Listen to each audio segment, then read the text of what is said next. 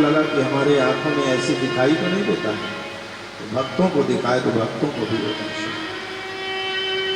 दो तीन बार के बाद में वहां तक दुर्लभ हुआ कि हमको, क्योंकि हमने कह दिया, आज भी कह रहे वो कहे तो ये कथा में इसलिए रहे हैं कि आप लोगों की सिर्फ भक्ति और ज्यादा बढ़े। लेकिन ये जो प्यास पीठ का अपना अनुभव है, कथा मेरी साधना है। कथा मैं स्वांता सुखाए के लिए, चाहे शिव कथा तो मुझे भागवत, तो स्वांता सुखाए का जब विषय होता है तो भगवान उसमें आनंद है। भगवान से यही प्रार्थना है कि जब तक जीवन है, वो जीवन में किसी का ठिकाना नहीं, लेकिन जब तक जीवन है प्रभु, सभी लोग चाहते हैं कि हम स्वस्थ प्रसन्न रहें, और उनमें उसमें से हम भी चाहते हैं प्रभु आपने अपनी सेवा दिया है, तो ये सेवा कराते कराते ही ऐसे शरीर शांत, ऐसे संसार से निकल जाए, तो भागवत साधना करते हुए यही जोड़ जन्मों कर्म बस तेहि राम पद अनुराग। अब ब्रह्मा जी, नारद जी को लगा कि ये पिताजी मेरे ऐश्वर्य को, मेरे प्रभुत्व को मैंने जो प्राप्त किया है वो उनको अच्छा नहीं लगा होगा, इसलिए कह रहे हैं। तो सीधे शंकर भगवान के पास पहुंच गए। हर हर महादेव, भोलेनाथ के पास पहुंचे, प्रणाम किया, वंदन किया। तो भोलेनाथ ने भी, भगवान शंकर ने भी कहा, नारद जी बहुत दिनों के बाद दिख रहे हो, कहाँ थे इतने दिन? आपके दर्शन के लिए तो हम ललाई। तो नारद जी ने अपना गुणगान गाना शुरू कर दिया कि प्रभु था तो आपका आशीर्वाद हो। वाकई में ये तो बहिरंग बात कर रहे हैं नारद जी, था तो वाकई में भोलेनाथ का आशीर्वाद, लेकिन बाहर के भाव से नारद जी ने कहा आपका आशीर्वाद था, हमने तो कामदेव को जीत लिया। तो भगवान शंकर के देवा, क्या बात, क्या दिव्य कार्य किया है आपने। नारद जी आप जैसे संत ही ये सब कुछ कर सकते हैं। और ये सब कहने के बाद देवर्षि नारद, लेकिन भगवान शंकर ने भी ये कहा, अपनी इस अनुभव को, अपनी जिस दैवी संपदा को किसी से कहना नहीं। अब नारद जी ने फिर यही बात ब्रह्मा जी ने कहा था, इन देवताओं को दूसरे की प्रतिष्ठा अच्छी नहीं लगती, और शंकर भगवान ने जानबूझ के कहा था कि विष्णु भगवान से तो विष्णु बिल्कुल ही नहीं कहना। और नारद जी वीणा उठाए, श्रीमन नारायण नारायण नारायण, श्रीमन नारायण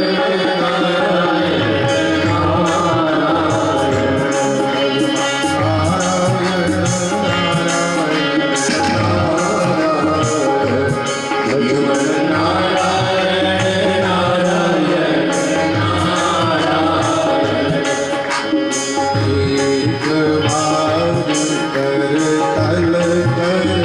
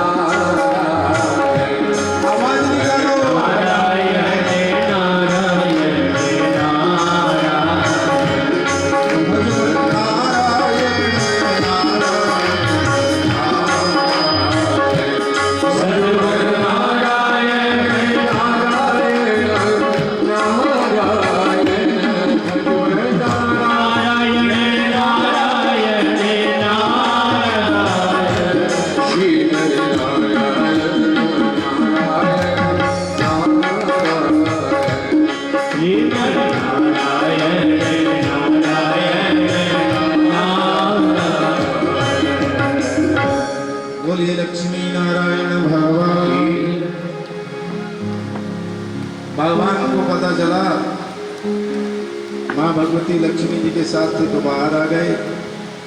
नारद जी ने प्रणाम किया, वंदन किया। मेरे ठाकुर ने पूछा, नारद जी बहुत दिनों के बाद दिख रहे हैं। हाँ, नारद जी ने आदि से अंत तक सारी गाथा कह सुनाई।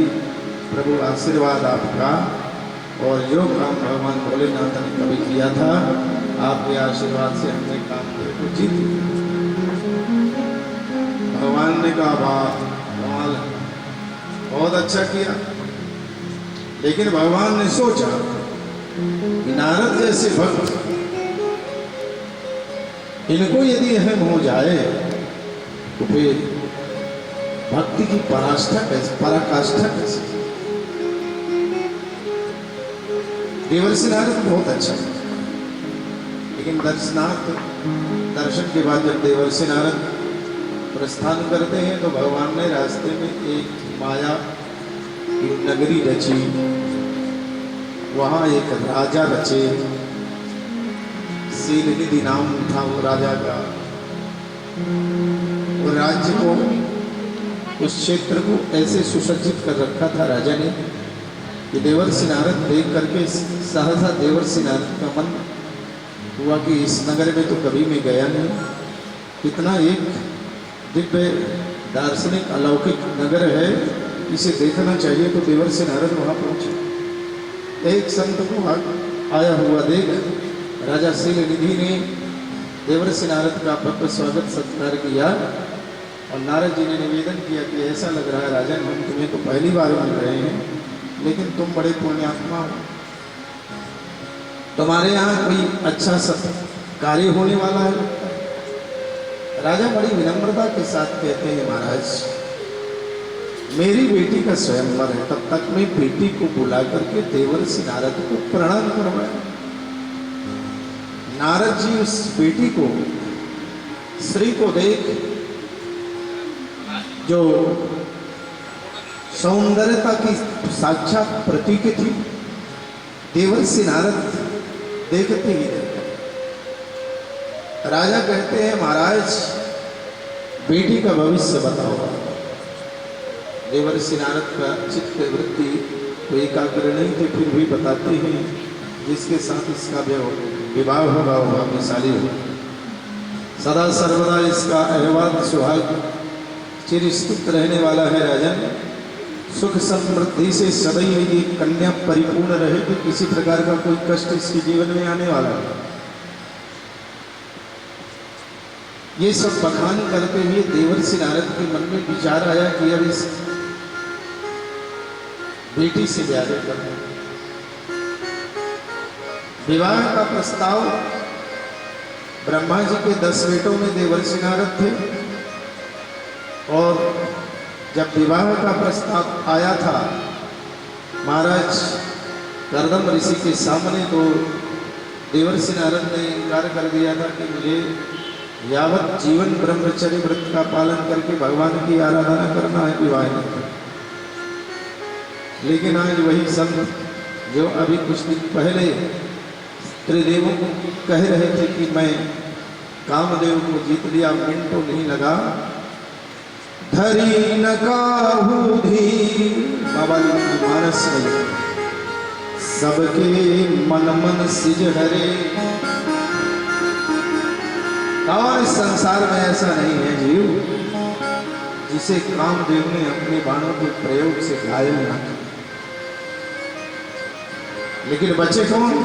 जेरा खेल भूमि, जिनके ऊपर भगवान की कृपा हुई, चाहे वो नारी हो पुरुष,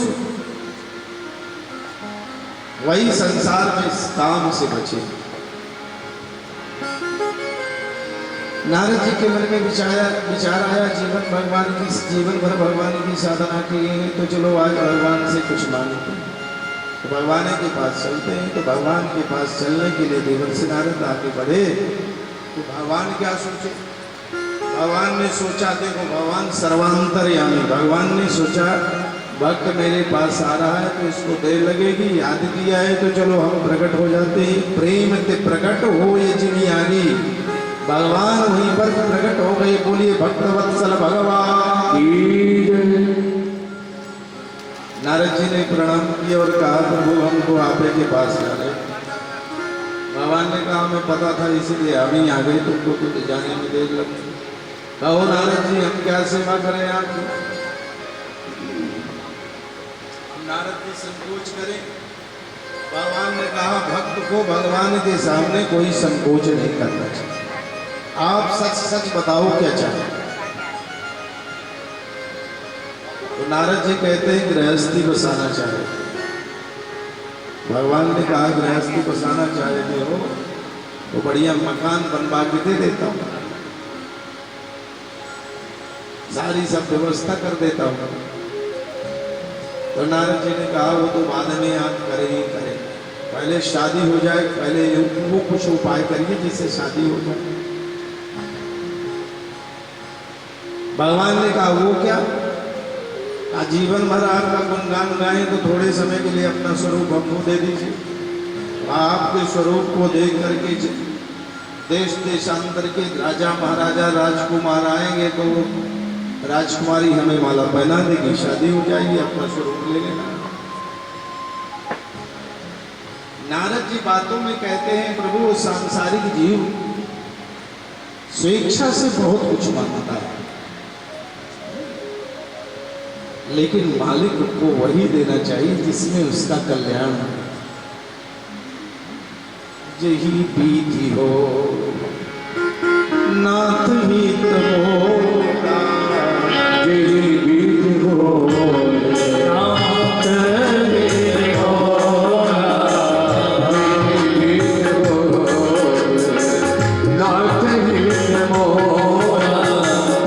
यही बीती हो।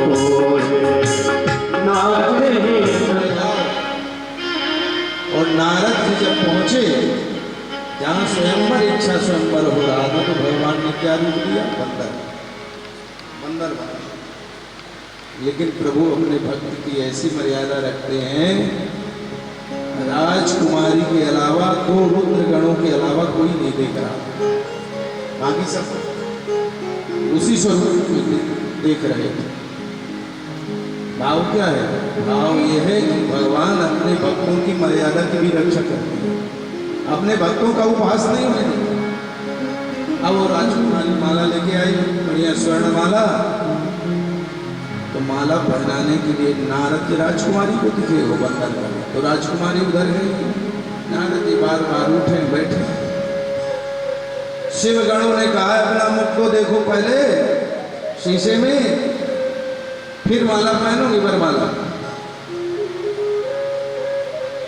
खैर वो कन्या भ्रमण करती भगवान राजकुमार के रूप में बैठे थे, वरमाला पहनाई और भगवान नारायण लक्ष्मी के साथ वरमाला पहन करके बोलिए लक्ष्मी नारायण भगवान।